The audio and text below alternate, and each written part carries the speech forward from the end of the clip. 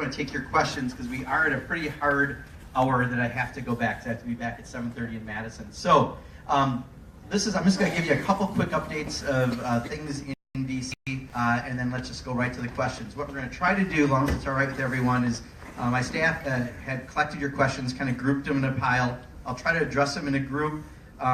But if someone has a follow-up question in that area, let's try this. Maybe we'll try to open it up without taking too long on any one subject. I'll try to make sure we're getting through everything. But that may be the most efficient way, I think, to do it, if that's all right. That's generally how we've done it. It kind of works.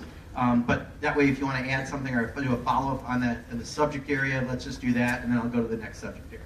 So the biggest change from last session, as far as the work I'm doing in Washington, is probably the committee assignment. So previously I served on the budget committee, which kind of set the 30,000-foot numbers for the budget, and you had an appropriations committee and a ways and means committee that did the rest of the budget work, and I served on the education and workforce committee. This session, I was fortunate and got on the appropriations committee, so I'm now serving on that committee, which is Mayor Palm here? Where are you? If there's anyone who knows, I tell you, your mayor does more to try to get me to figure out everything I can possibly do to help Baraboo. Every time I come down, other mayors, I say, you got to talk to Mike Palm, because there's no one who does this better than Mike Palm and trying to remind me what we can get done. Well, now on appropriations, the rumors are they may bring earmarks back, because not that people want the earmarks that are, the bridge to nowhere earmarks, but part of why things didn't move since 2010 in Washington is because a lot of people who just want to say no, they have no skin in the game, they can just vote no on the budget, and that's the problem we've had with a lot of why we haven't done anything really since 2010 budgetarily. So I got on the appropriations committee, and there I'm on two subcommittees. So I'm on the Labor H, they call it, but it's the Labor, Human Services, Education Subcommittee. So it's a lot of the same jurisdiction I had on education and workforce, but it's directly related to appropriations. And I think people always say you can really tell your values by where you put your money as a government. And for that area, that's really, really key for a lot of those issues around health and human services, education, and labor and workforce issues. And the other one is agriculture. So I get a chance to work on not only all kinds of ag issues, but also things like rural broadband, which if you have questions on that, I'll be really happy to address them. I'm a little bit obsessed on rural broadband, because in our district we have a lot of areas where there's a real problem in getting the right speed. A lot of people have 1 Mbps, but that doesn't mean much these days to try to actually make it work. And I had actually breakfast with the chair of that subcommittee just last Thursday or Friday before I left, and we totally bonded on this. So that's good. And so hopefully we can really move some things on that. So that's probably the biggest difference of that committee. I still serve as the first vice chair of the Progressive Caucus and do a lot of work around that and trying to make sure that we're doing advocacy and putting out some alternative policies, as right now Congress is completely Republican and we have a Republican president, so we're trying to make sure that we're not just fighting against things, but we're actually putting out other ideas that are positive. So I think that's all I'm going to do for opening remarks, because I don't think much else has changed. The district lines haven't changed. All the other stuff's kind of the same. So let me just see if we can start getting to things. And the first one is I got from a couple people. What I've done in the past, I'll say first name and maybe last initial, or do you not even want that? Sometimes people don't want names on there. Or no? Okay, I'm not going to say any names then, because I'm seeing a lot of people shaking their heads. So from a couple people, from Reedsburg and Spring Green, I've got a question. What can citizens do? So let me address that, because I get that question probably more than anything. I think a lot of people are concerned right now, and I think there's a lot of reason to have concern. One, when you switch from one administration to another, there's always going to be changes, right? Because different people are coming in to run agencies, etc. When you change from one administration to another and one party to another, there's even more changes that you are going to have to deal with and address. And when Donald Trump has come in, we've had to deal with some other things that I'm not used to. So for example, you and I both get information at the same time because we get our tweets at the same time. So sometimes that's how I'm getting information, unfortunately. So it's a lot of change and a lot of upheaval. And I think people are really concerned that things they care about, like the Affordable Care Act, or environmental protections or different issues, could be in jeopardy. So here's what I tell people. Let me give you two kind of general areas. One, you reach out and call us. Tammy Baldwin has a representative here today, right there in back. Let's thank Senator Baldwin for having a set of ears here. And one of the things is you could reach out to your senators and your representatives. So Tammy Baldwin and Ron Johnson and our office, call, send us emails. As much as I would say write letters, the problem is if you send a letter to Washington, you know, I get it 3 weeks later because it has to be screened for ricin and stuff. So if you've got something fast, that's not probably your best way, but you can send the same content in an email. So, you know, still that personal story is really important. Reaching out to us on the phone, we'll tell you what's going on. But do that. It's really important that you're as engaged as humanly possible, because it really does allow us to have that communication, know what you're thinking. My job is to take what I hear from South Central Wisconsin and bring it to Washington, and then explain what's happening in Washington back here at home. So really, I need to have that input. Even if you think I agree with you on an issue, reach out to us. If I don't agree with you, reach out to me. We need to hear from you folks. So one, be really active. And we've had successes, a bunch of them, since just this session alone. The very first day of Congress, the night before I was sworn in for the 115th Congress, the Republican Conference, which is the caucus, the Republican caucus in Congress, met and was going to gut the ethics laws as they affect members of Congress. And they voted for that, and they were going to do it as a rule the next day because we passed the rules. Word got out. You all called all of us, and they didn't introduce the rule change. We kept ethics for Congress. Now, it may sound like something pretty easy, but it's hard sometimes in Congress to have people keep things like that. That we did because you all reached out. There was a bill to sell 2.5 million acres of public land, and people reached out, didn't like it. The author pulled it back. The Secretary of Labor nominee was someone who was one of the bigger violator of labor law in the country for his business, and was going to be in charge of labor law violations. And he also was saying how he preferred robots to people because robots don't get sick and they don't need vacations. And you all pushed back, and he didn't get confirmed as the nominee. And I'll tell you, the new person they put in is someone that's going to be significantly different in policy than that last person. So we're having successes by people reaching out and calling out, so that's the most important thing. The second thing I'd say is find those local and national groups that are working on the issues that you think are most in jeopardy, that you care about the most. Volunteer your time, support them, double down with them with what you do, because they can magnify your voice. You can call me on something, but if you've got a group that's dealing with every other member in the country, and there's ways to have you work to help get people in another part of the country who maybe that member of Congress doesn't agree with what you believe in, those groups are doing that work, and they can really magnify your voice. So if you volunteer with those groups, that's going to go really far. And if that group happens to have a legal arm, all the better, because one of the things that's going to happen are these legal challenges are going to be the way we slow things down and stop things if you think some of the things you care about are a concern. So that's my advice on how to reach out and how to make sure you have that effect that you really want to. So hopefully that's helpful. Okay, someone from, I'll say Lodi, we'll leave it at that. We're not saying names. I gotta get used to how we do it. Some different people want to have it different ways depending where we do the town hall.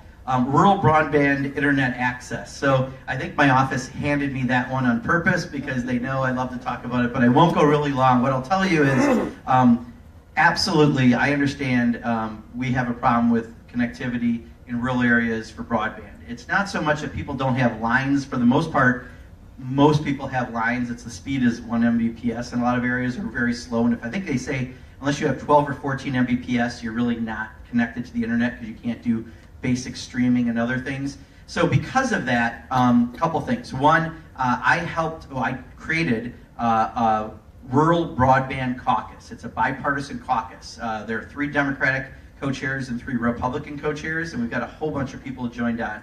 So what we're doing is trying to make sure that we're finding ways in a bipartisan way, because I really think this is should be and generally is a very nonpartisan issue.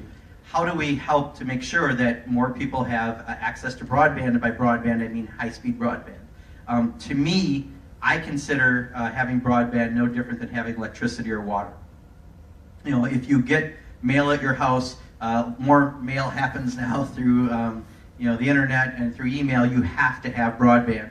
If you are a student and you're trying to do your homework, more than likely you're doing it now online, and you have to have broadband. If you have a small business in a rural area, you absolutely have to have broadband. And I get told by a lot of people that when the school bus comes home at the end of the day, often the business is done doing it because more people are on that limited speed, that line, and it gets more and more difficult. So we've done a number of things. I've introduced a bill to put a whole lot of money and investment into making sure that we're expanding higher speed broadband throughout the rural areas. But more importantly, right now we're trying to figure out ways through the Appropriations Committee, specifically my Agriculture Subcommittee, where after I had my hour and 40-minute breakfast last week with the chairman, one of the things we left with, he said, I think we can find some additional money for rural broadband. And I had another Republican on that committee, Representative Yoder from Kansas, who reached out to my office and said, we want to work with you on this. So this is a really positive thing. I think we can find ways to try to advance this. The toughest part we're going to have is with the budget that we anticipate that we're going to see from President Trump, that he's kind of signaled he's going to put out there. There's going to be about 50 to 60 billion more spent on military spending. And the way I look at it, it's hard to do with a microphone in your hand, but it's like an upside-down pyramid. If we do that, you're going to have less money for a lot of other programs, and we're going to have to fight that. So the difficulty will be there is going to be less money, because right now it's going to be hard to bring in revenue. Yes?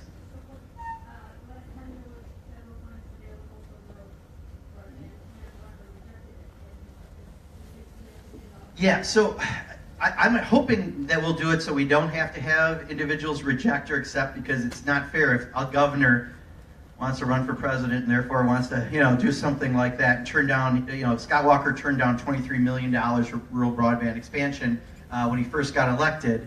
And then the last State of the Union, he tripled his commitment. Well, tripling sounds good, except when tripling means you're at $1.5 million.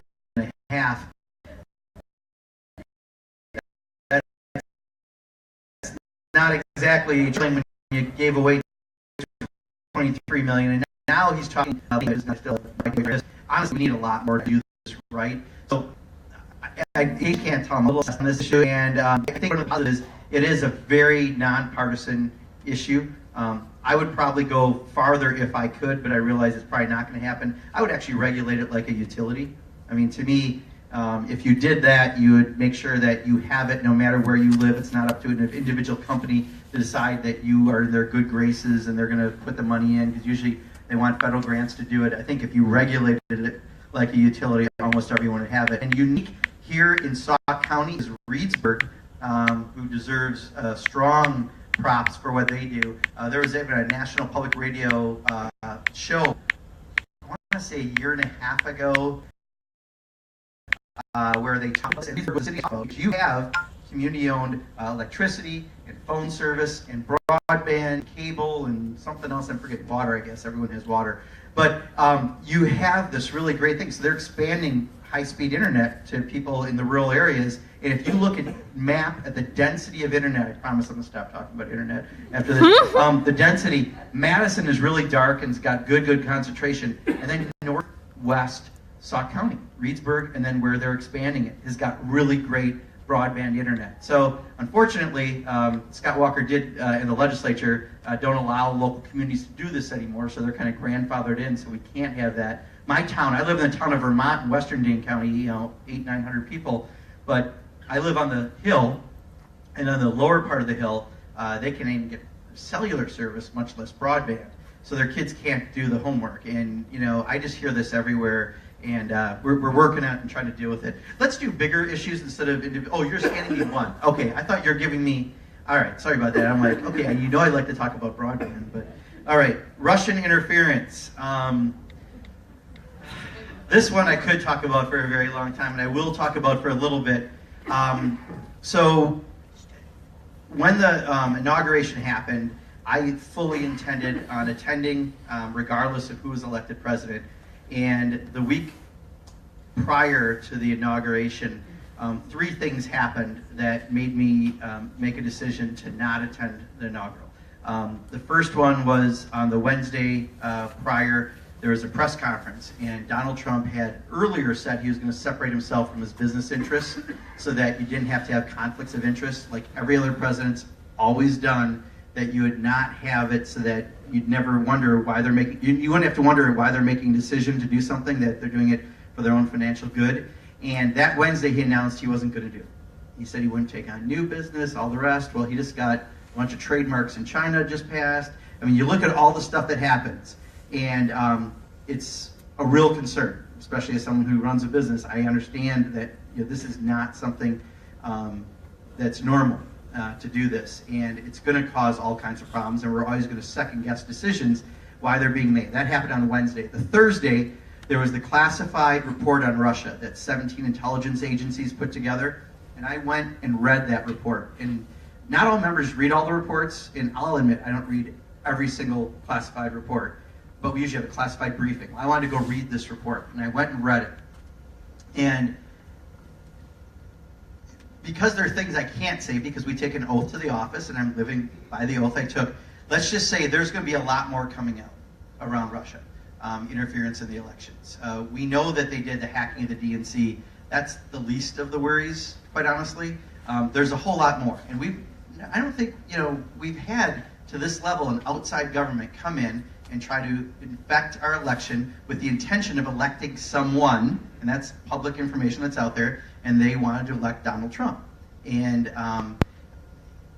there's a lot of information out there that's already out there, a lot more, but I had real concerns after reading that, because Donald Trump was talking about lifting sanctions.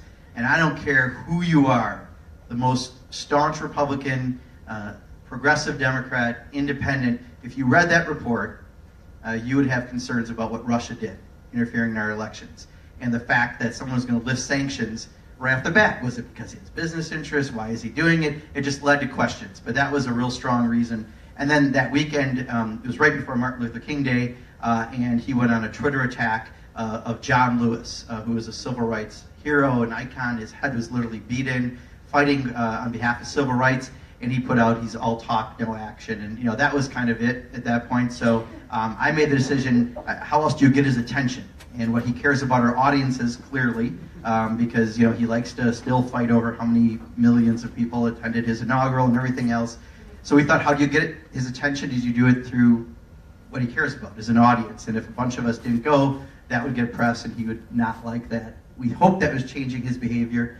We have not succeeded so far, but we're hoping to. So to add on the Russia, in addition to that document, there's a separate dossier by a British spy, I guess you'd say, that I don't put a lot of credence to. However, things that are in there are starting to be proven, and people are verifying.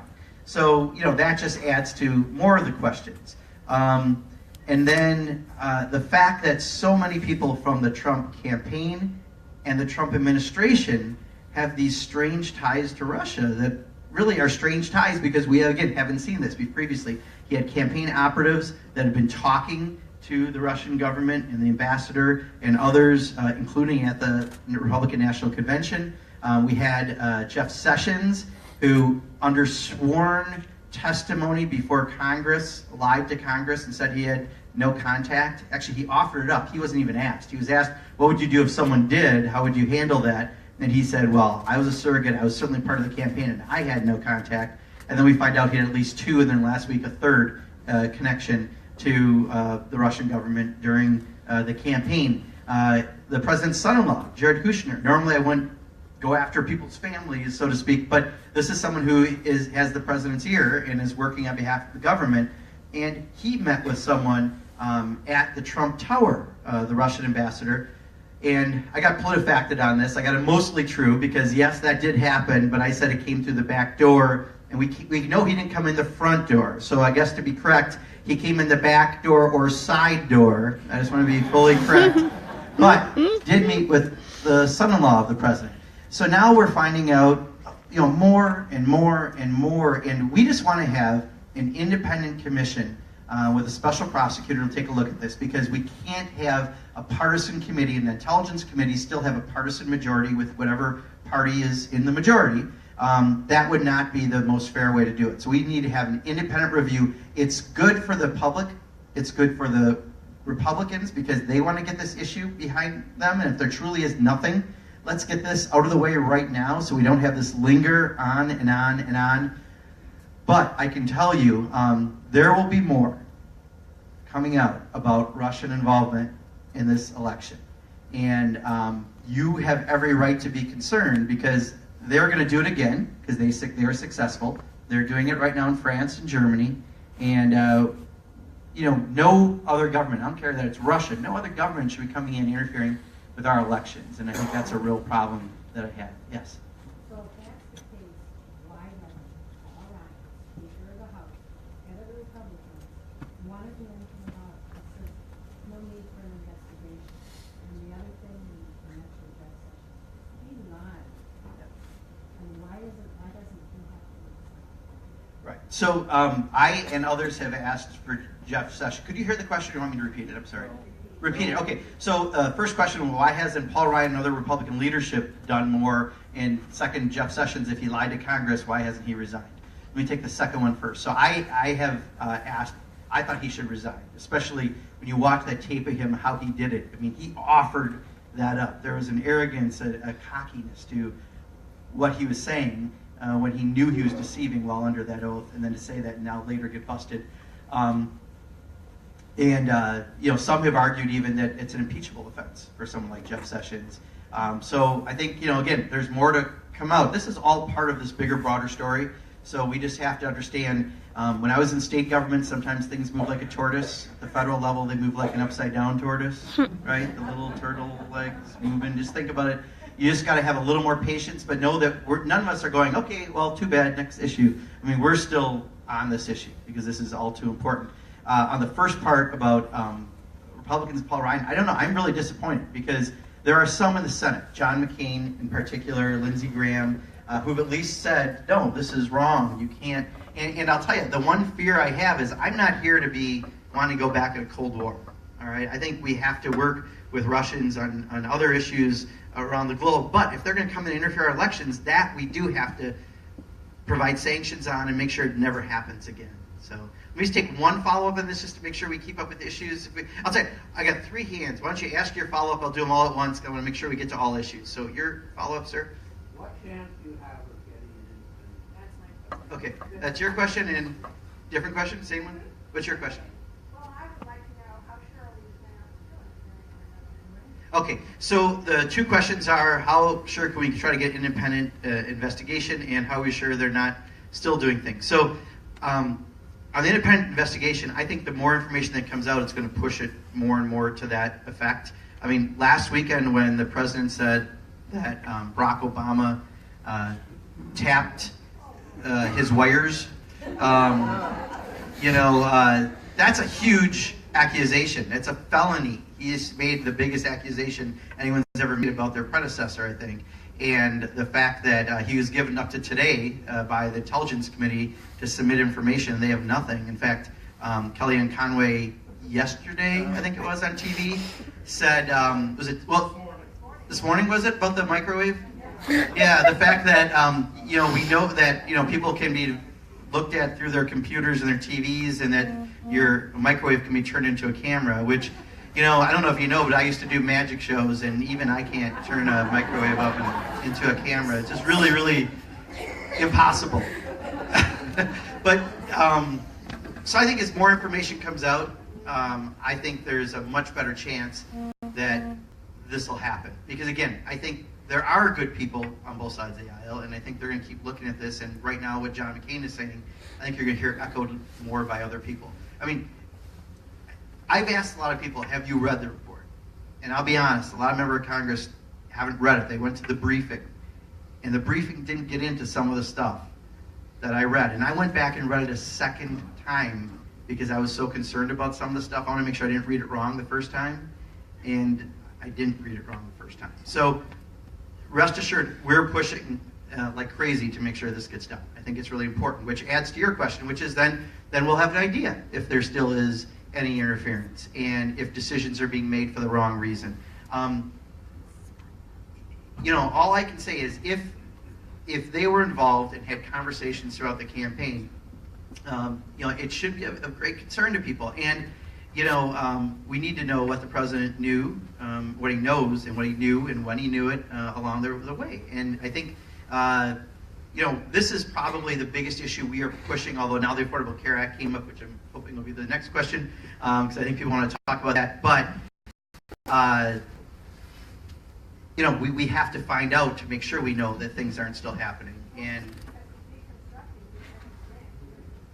yeah. No, I mean, let's just be real clear. Elections have consequences, right? And if you elect someone who, like we did, someone with no experience whatsoever in government, who, there's a lot of other questions. Well, the Electoral College, and it happened. But we need to just realize that elections have consequences, which is why we have to be, not just, when people say make sure you vote, make sure you're reaching out to us on a regular basis and being heard, because now more than ever, I think that needs to happen. So let me, so this is all on healthcare. So a bunch of you. Okay, so here's what I'm going to do. I'm going to try to talk about it generally, and then I'm sure there's going to be probably some follow-up questions, and I'll do my best to answer it. So the new bill is what? The American Health Care Act, I think they're calling it, ACA. It's just like a nice little... Anyway, American Health Care Act. Some people are calling it Trump Care, some people are calling it Ryan Care. So our concerns... We don't care. Or nobody gets care, it sounds like, after the CBO score today. So we were told for the last 6 years the Republicans hated the Affordable Care Act and they wanted to get rid of it. And then they kind of said they'd replace it with something, but they haven't shown us anything for 6 years, which is a little odd. But, as we learned a couple weeks ago, this is tough stuff, right? Who knew? To put together this. So the Republicans then... the last couple months, I guess, came from just getting rid of it to they were going to try to replace it or repair it, and then it goes to replace, and then they had some other language. But they knew they had to do something. Now, the good news is, in my opinion, I am a silver lining person, but the good news is there are now certain standards that are completely cemented in how we look at healthcare. One is that if you're sick and you have a pre-existing condition, you now have access to healthcare. Everyone now... not everyone, but generally, everyone now agrees with that. That adult children stay on their parents' policy to the 26. That you don't have a lifetime cap. If you're sick and you need health care, you don't have a cap. There are now some generalisms that are out there that I think are really valuable. In that now, I think instead of, there were times that I thought, health insurance was profit insurance, right? If you didn't cover people who are sick and you just cover people who are healthy, well, that's a great way to make money, but it's not really health insurance. And now we finally got some really good standards in because of that. So that's tremendously valuable. And I will also say that there were some problems that we needed to clean up with the Affordable Care Act. Actuarially, if people who are healthy and didn't sign up, that's what that's why they were supposed to do it, but there was a penalty through the tax policy. If they didn't do it, and the penalty wasn't all that significant, a lot didn't, you have an actuarial imbalance to the system. We found 20 million people signed up, so people got access to healthcare. And I saw a couple earlier from Spring Green I was talking to outside. When I was in Spring Green, Main Streeting, 3 years ago I think it was, I went to one business, I won't say who it is in particular, and I started talking to one of the proprietors, and she called her husband down and said, I just want you to know that we haven't had health care until the Affordable Care Act finally came around. And now we have health care. And I think what we've learned is 20 million people needed it and got access to health care, and we helped level a lot of the cost increases for a long period of time until this last year. We've had that happen out of the Act. So a lot of good things came out of it, but we have to recognize there were some actuarial problems, that if healthy people didn't sign up, there was an imbalance.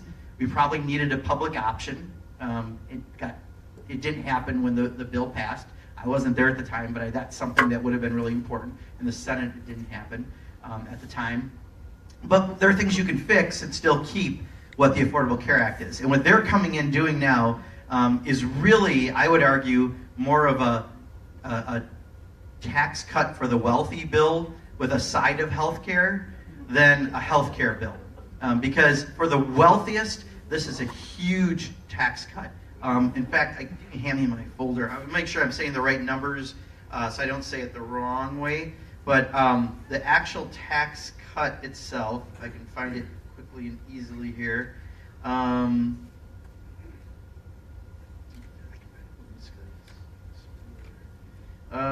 Give me 1 second. I apologize. I don't have it off the top of my head. I'm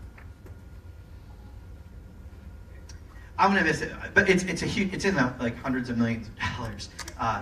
$600 million, and specifically for the top 1%. I mean, they're seeing the vast majority of the tax cut. Now, what's going to happen to their new plan? So a lot of wealthy people are paying less taxes. That's the revenue that paid for all those things that you have. They're going to basically offer a plan that is either going to be unaffordable, even though they're still going to offer plans that take care of pre-existing conditions. You're probably not going to be able to afford it. And what we said all along is we were afraid that fewer people would have health care out of this in the end, and that people would be paying more for it. And what we found is exactly that. So not just from the analysis through the committees last week, if you're an older American, and I'm close to the older American category I'm talking about, you could be paying 5 times more than someone who's younger, and that wasn't part of the old plan and shouldn't be. The subsidy isn't going to happen anymore, so that you can have a subsidy to afford the plan. It's going to happen now by age.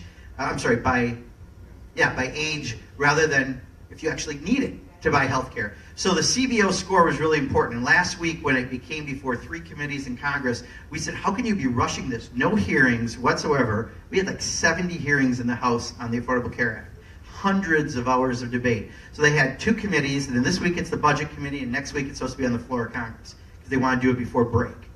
That's all they're saying. They want to do it before the break. Well, now we got the CBO score today, and it said 24 million people will lose coverage with the plan. And there's a reason why they're rushing it, because they probably know that. And they said there'll be more parts coming. You'll be able to buy health insurance across state lines. You'll be able to put money into a health savings account.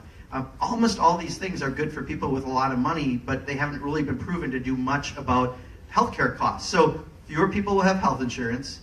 More people will pay more for health insurance.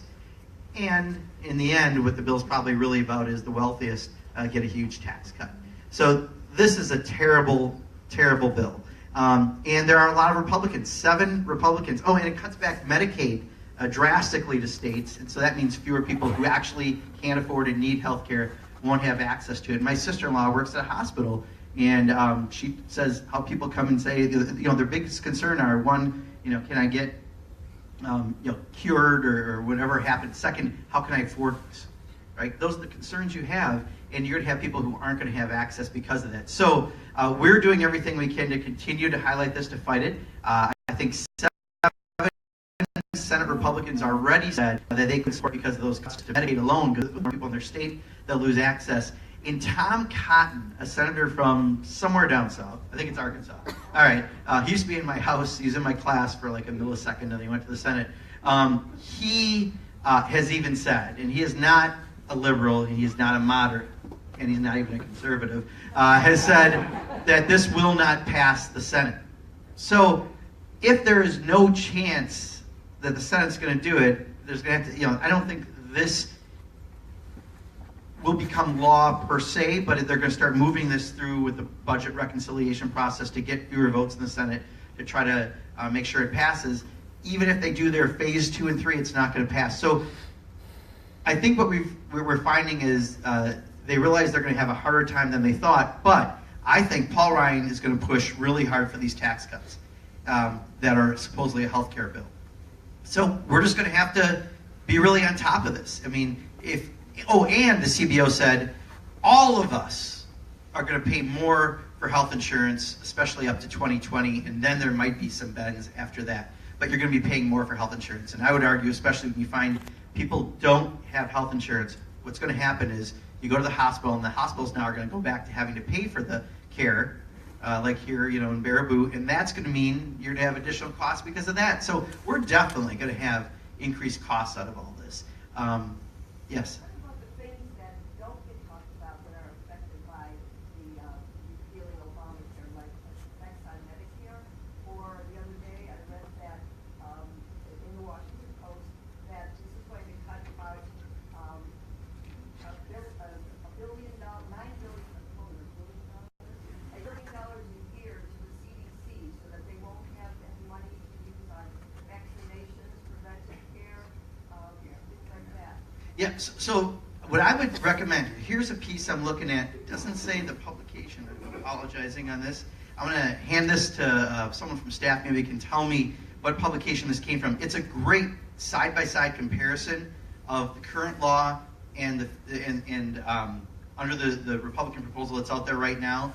I can tell you the authors are Noam Levy, Levey, and Kyle Kim, but I don't know the publication. So if maybe someone in my office is listening, they can tell me what publication that came from. That's one of the best articles I saw, and give you. There are a lot of other things. I'm just giving you the top lines, but I think today alone, the fact that 24 million people are going to lose coverage by the nonpartisan, what we all go to for what's called scoring, to tell us what the effect of a bill is going to do, especially both financially and in something like losing coverage. That alone says it's not a health care bill, right? I mean, if anyone still calls this, I hope we come up with a nice catchy acronym soon for this, because it's not about health care anymore. This is about tax policy for the wealthiest, which is something I've watched Paul Ryan and the Republicans try to do since I've been in Congress. They're just masking this in health care. And we're going to have to do everything we can to fight it. So let me hear and hear. Yes. I really think that this is a bill that's designed to fail, because Republicans are ideologically opposed to offering or to having the government involved in health care in any way. And when 14 million people lose their insurance next year, they will, I mean, I hope they're going to pay the political cost. But, you know, a couple of things. I think you should probably insist that they not put off the worst effects till 2020, because the cynicism of that, I mean, it's just them saying, this is going to be horrible for people, they're going to vote us all out of office, we have to put off the effects of it. That's unacceptable. You know, they should come up with something. They said, we're going to fix this right away, immediately. So they should come up with something, plan, and we'll fix this immediately. If that, you know, when that inevitably fails, I'm wondering what is the Democratic plan? Because the ACA has been destabilized by the, you know, all of this. Absolutely. So I'm wondering what the Democratic plan is. So about here. this is my perspective alone. I mean, and I just had this conversation with Tom Hartman on radio last week.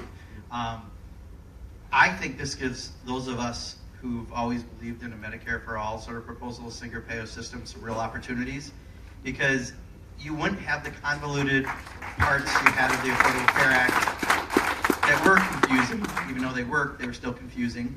You certainly don't have this bill, which is not anything about health care. But it allows us to maybe say, well, then what is the alternative? Well, why don't we just do a system? I mean, I was just recently in a place with a bunch of Canadians, and I was asking them, I go, God, it's got to be really terrible having such bad health care. And they look at you like I grew another arm or something. Like it didn't make any sense. It works in so many other places, and we know that Medicare works for people here, that it's an alternative. So I can't say that's the Democratic response, but I think for a lot of us in the Progressive Caucus, that's been our response, that some sort of single-payer system, probably a Medicare for all type system, would be a great contrast. And I think once you offer to people what that means versus this, what they just gave us, or quite honestly, the complexity of the Affordable Care Act, there was some complexity to it, that might start being part of the dialogue we can have. Well, but part of it is, I think the argument, people may get really mad that this many people are losing health care, 14 million alone next year. Maybe we'll change some faces of people I work with on a regular basis. I have a question back here, sir. No, I finished. Well, yeah, I can ask a question too. That chart was in the Beverly Republic this morning. Oh, that, Yeah. okay. And the other thing was, I was looking at the Times American, and according to the, I forgot the rules from back when, at any rate, the Senate, according to this, it says it's $337 billion cut in deficit, which is not enough to get around the filibuster. That's what this argument says. Yeah. And just realize we didn't get the score till mid-afternoon. So I think as people start to look at that, you're going to find more gems out of what this may be bringing us all. I think the most important part, though, is just the fact that 24 million people are going to lose health insurance when we were promised by our president that he was going to present something that make sure everyone's covered. This doesn't get close to that. So, There's a link to the 12 report on Okay. the New York Times. Great, thank you. And then if I ask you one last question on this, we'll move to another subject. Unless you want to keep going, we'll go more on this. I'm fine with that. Go ahead.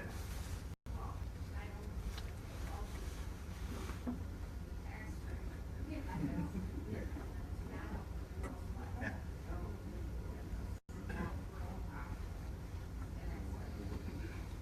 No, I hear you. We get this a lot. I mean, this is one of the, obviously, since last week, the rollout. They wouldn't even let Rand Paul see it ahead of time. They first released it last month. Here we are a week later, and look how much we found out about this. I think there's a lot of explaining to do on this, and we're going to continue to fight it in every way possible. I just want to make sure, is there any other questions? That's something we haven't covered other than the comments. Is there a question on Affordable Care Act? I just want to, if I can, right back here. Yep. Can you make sure that people like me who have a pre-existing condition don't go through a high-risk pool? You might have coverage, but you're gonna, I don't want to go back to that again. Yeah, I heard Paul Ryan on Sean Hannity's show. So just so you know, I am doing extra duty. I'm listening to Sean Hannity's show. But I heard Paul Ryan on it, and he was saying how well it worked when Scott Walker had the plan in Wisconsin. And so, like, again, they're not thinking of this as a healthcare plan. I can tell by every way they describe this. This is tax policy part one, and then they're going to lower the corporate rate. That's another part of what they want to do, right? They're going to do tax reform by August, they said, although now Mitch McConnell said, no, it won't be by August. So we have this is their opportunity. I think they're trying to do all the stuff they ever wanted to do. And the fact that Paul, I think, stood up to Donald Trump during the election and now doesn't, I think he's just trying to figure out how he gets his things done. And don't get the things he's wanted were these big tax breaks, lowering the corporate rate, and quite honestly going after Social Security and Medicare, which are something else that I'm strongly opposed. In fact, if I can just real quick, Social Security, I would argue, needs to have an increase. We need to do it differently than we currently do. The way, for those of you who don't know, on Social Security, when you get your benefit increase, first of all, you paid into it your whole life, right? It's your money. It's your earned benefit. But the increase is based on things like gasoline and other things. We've had a lot of volatility in gasoline prices recently. My mother is 88. I just saw her Sunday down in Kenosha, where she lives. And she doesn't drive anymore. Gas prices don't affect her part of the economy. But she's got an eye she can't see out of. She's walks with a wheeled walker. Sometimes her eye medicine alone, even with senior care, which is a great program in Wisconsin, she's got up to $350 a month going just for. And the seniors pay more on medicine than the rest of the population. And you have to have an increase that's called a CPI-E that takes that into consideration. So that if medical costs go up, there's a bigger bump in Social Security than gas prices, which doesn't have a whole lot to do with that amount of money. So that's something that I fight strongly. In fact, Bill Rotundi today from the National Committee to Protect Social Security and Medicare, I was on the phone with. And not to, I guess I don't want to be boastful, but he was telling me I'm one of the 12 House people that they work with the closest because they're, I've gone on the floor of Congress and I broke the rules, I found out later. But I had a sheet of paper up and a marker and I put down my mom's expenses. And this was when she was 86. Back then she got $11.01 a month.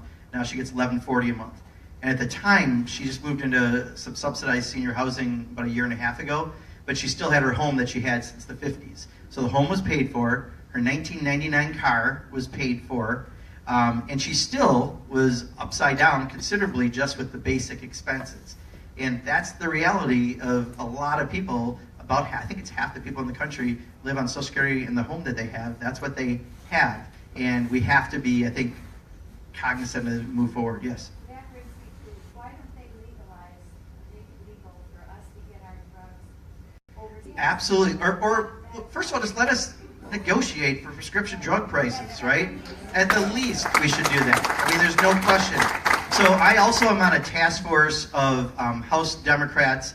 It's people like Jan Schakowsky and Rosa DeLauro, Peter Welch, Lou Doggett, Keith Ellison, myself. I shouldn't start naming because you forget some people, but there's a core of us that are doing a whole bunch of things around prescription drugs because that's where part of the spike we had recently in healthcare costs have come. And it's that they're doing things like, when something goes generic, paying a company not to to produce so they can continue to have their product out there. They're taking the money that we all have invested through the NIH research, and they're using it, and then costs are not based on, I always thought it was supposed to be prescription drug costs were based on your investment in research and development that you had to recoup, and that's not even close. And now they're talking about the value of it. In other words, if it's a really important something you need, that they should be able to charge more. No, that's not how it's ever been. So we are doing all sorts of things, from looking at antitrust violations and monopoly law to having press conferences to shame the industry. It's not Martin Shkreli, Pharma Bro, right?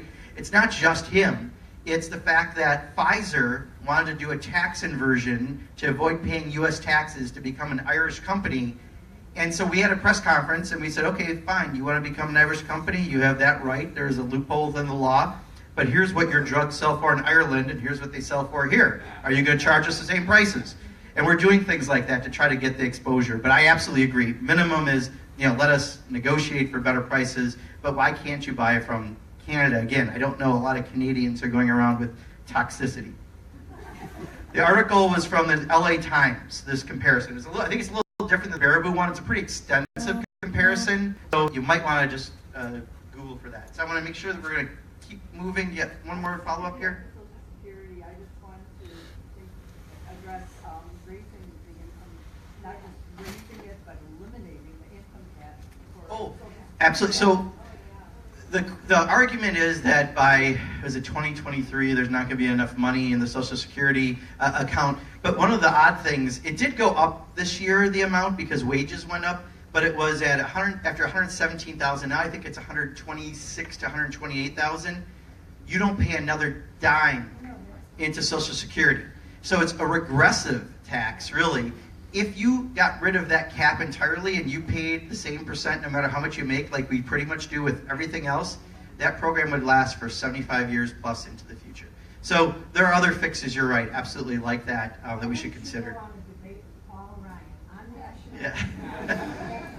If he ever comes back to Wisconsin, I would love to do that. He's been on a little bit of a fundraising circuit lately. But all right, so I've got two questions, kind of similar. I'm going to take them together if that's all right, because we are approaching that 6:30 time, and I do apologize, but I do have to leave to get back to Madison. So gerrymandering and campaign finance reform from two different people here. So we do have some bills at the federal level to address this. Part of this is a problem, though, in the state of Wisconsin, and also there's the national level. I'd say on redistricting, which is where gerrymandering, where politicians draw their lines and pick their voters rather than voters picking your elected officials. Iowa and California have some really good examples to look at where they have citizen commissions do this. So we're not picking folks, they're following the rules that you have to have and all the standards that are required, but doing it that way, and you have a much, I think, more fair system than what we currently have. In fact, I would argue because of gerrymandering, out of the 435 congressional districts we have, there are arguably 70 or 80 that are actually competitive enough that a Democrat or a Republican could win. And the rest are either red districts or blue districts, and that doesn't serve anyone. I really don't think that having a district that skewed makes you make sure you're talking to everybody and doing your job. And campaign finance reform, on several constitutional amendments to reverse Citizens United, because corporations are not people and money is not speech.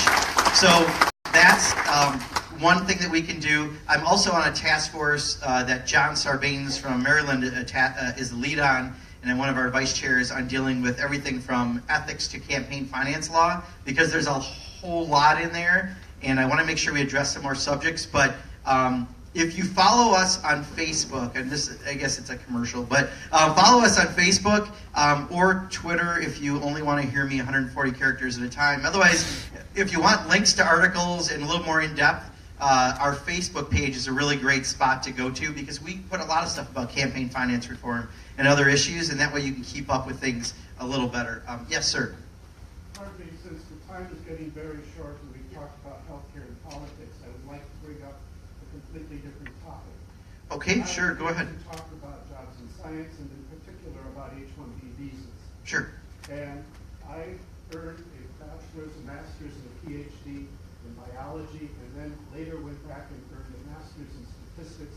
I was doing medical research, a lot of prevention stuff, on macular degeneration, preventing childhood obesity, things to lower. Can we just get to the question real quick, though, sir? I do want to make sure, since we're going off subject, we can just get to the question. I have been unable to find professional work for 5 years. Okay. The statistics department in Madison is taking students from China, lowering the admission standards, lowering the graduation standards, getting subsidized by China, by Wisconsin, and by the federal government. The Democrats are taking money. I've contacted your office 150 times by your own staff's estimate. Okay. Are you going to do anything about helping people my age get work? You say you want Sure. people trained in math and science. Why can't I find work? Okay, I've and worked that at falls. Target for $11 No, I hear you, an sir. hour. I know, and I hear you. I know we've talked before. You've come to our listening session. You So, always put me at the end. well, you know what? You fall perfectly with these two. So you were really in sync. Because the other questions are, what are we doing for the working class? And the other one is specifically good jobs, local economy. So let me address it all right? First of all, I wish I had the magic wand that I had the power in Congress to change this. I don't have that, unfortunately. So I can certainly advocate for things, and I can try to fight for things, and we do, but I don't have the ability single-handedly to do a lot of that. So I understand your anger for your situation, but I single-handedly can't Have you tried? automatically take care of it. So let me talk about jobs and the economy a little bit. I think one of the things that hopefully we all learned this last election cycle is that while the economy came back when it comes to the stock market and joblessness has gone down and all the other things, there's still a lot of people who've been left behind. And I think we saw that because a lot of people actually didn't come out and vote, especially in Wisconsin. We saw several 100,000 drop off. We used to always be about number 2 in the country, between 1 and 3. I think we were 6 or 7 this time. And I would argue it's because we didn't hear very much in November people talking about what most people talk about, which is at the kitchen table you talk about, can I afford my mortgage?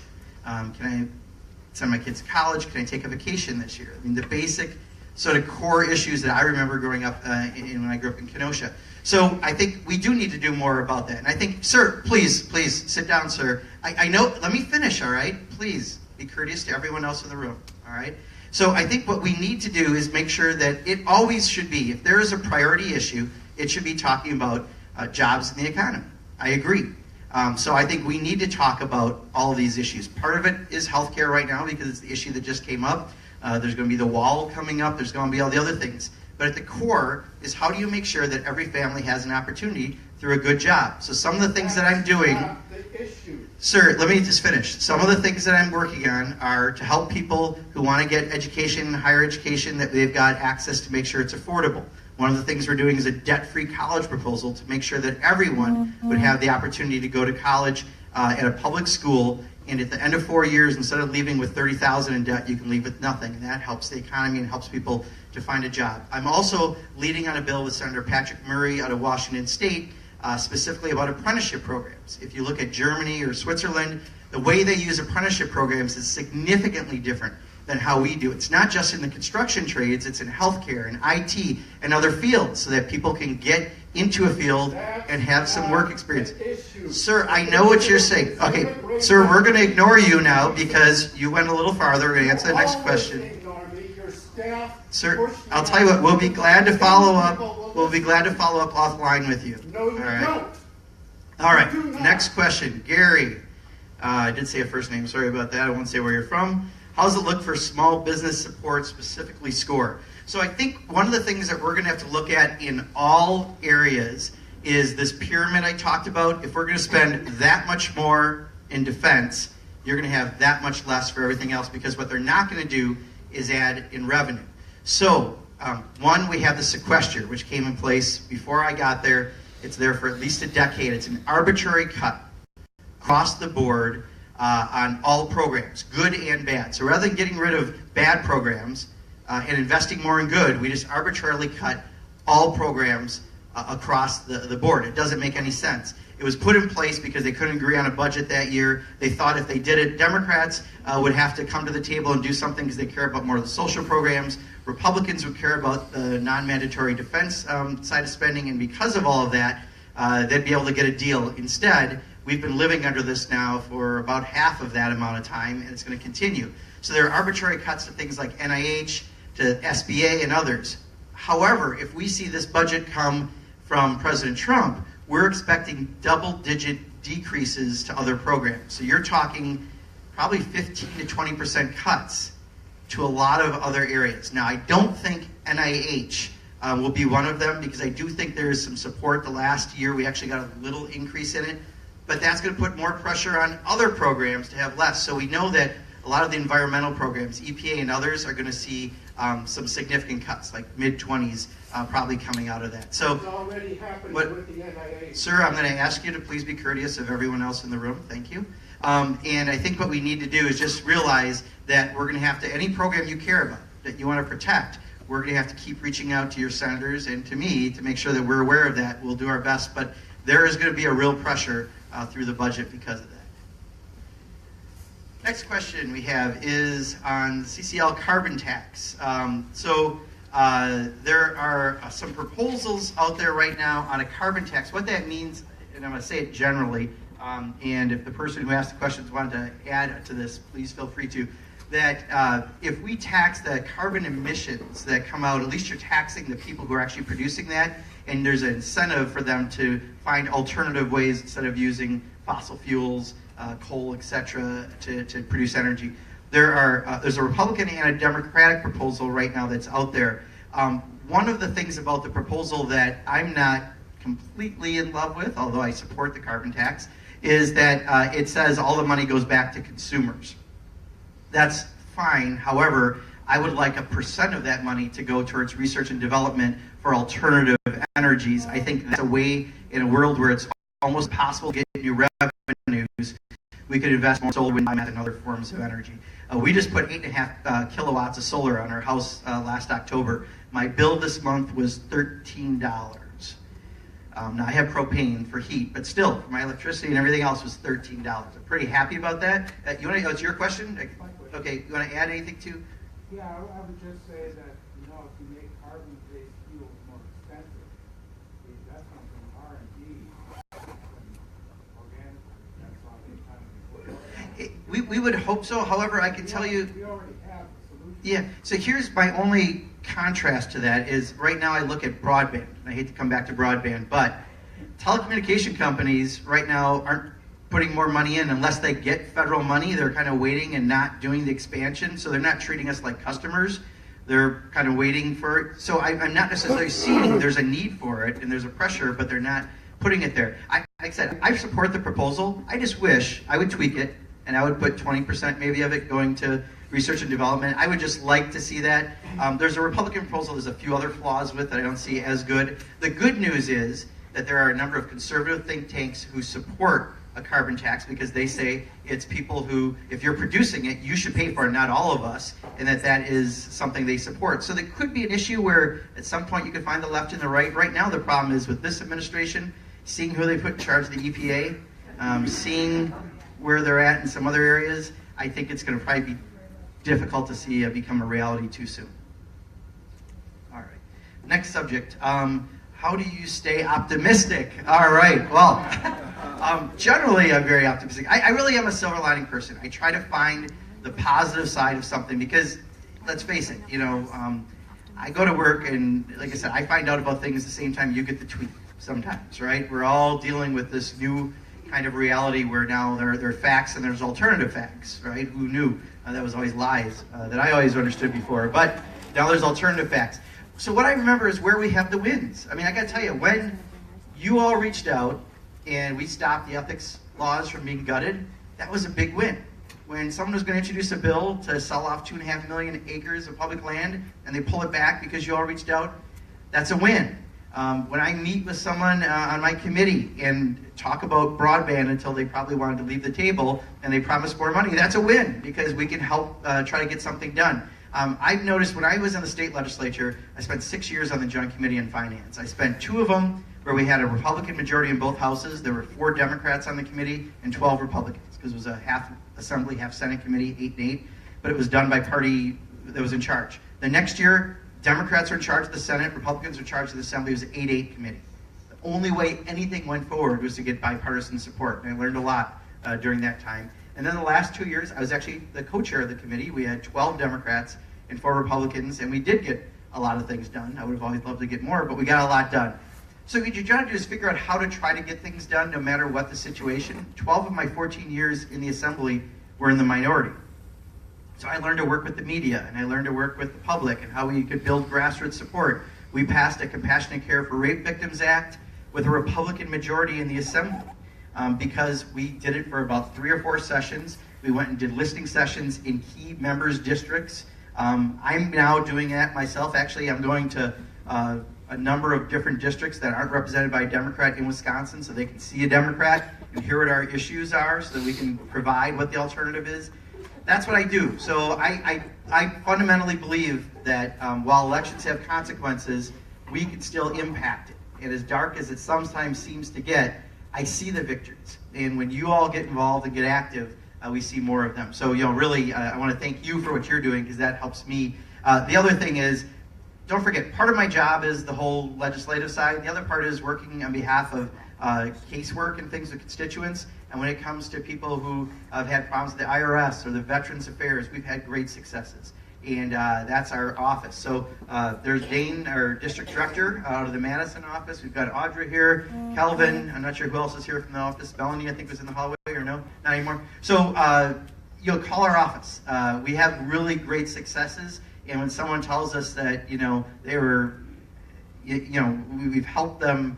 God, there's so many of them. People saved their houses when they're being foreclosed on. People who were owed medals from the Korean War and got them literally weeks before they died in hospice care. I mean, there's so many things that make it really worthwhile that you still have that to balance the tougher parts of the job. And is that the time? Okay, so that's actually 5 minutes after the time. Is there a subject that we didn't cover that someone has got a burning desire? I want to make sure we're addressing it. Yes? Just quick, is anything being done about Trump's taxes? Yeah. We keep asking, and I think this is part and parcel of the conversation we had earlier about the influence in Russia. I mean, some people are concerned because he's got a lot of business interests there, or maybe he has loans there, which is the problem. If he doesn't come clean with that, we're always going to be wondering, right? You're second guessing. But I think every other president in recent modern history has shown us their taxes. We keep pushing for that. We've had votes every week in Congress that have been there that we've done on it, and the Republicans have turned down, but we're still trying to get it done. Party over country is a pretty good answer. Thank you for that. Yeah. So I got two more. We'll do 3, right? All the way back? Yes? Yeah. If a Democrat had been in office and had fumbled and the administration as badly as this one has, had lied as much as this one had, there'd be 100 Republicans on all the TV shows with their talking points pounding him. Why aren't the Democrats pounding Trump? Yeah. So this is one. Let me share a personal pet peeve I have with sometimes how we get coverage, because I was a journalism major, so I respect the folks that cover us, and why when I watch this fake news fight and they don't let some people in, it really upsets me, I think, more than others, because we have to have that to have a democracy. We're doing it.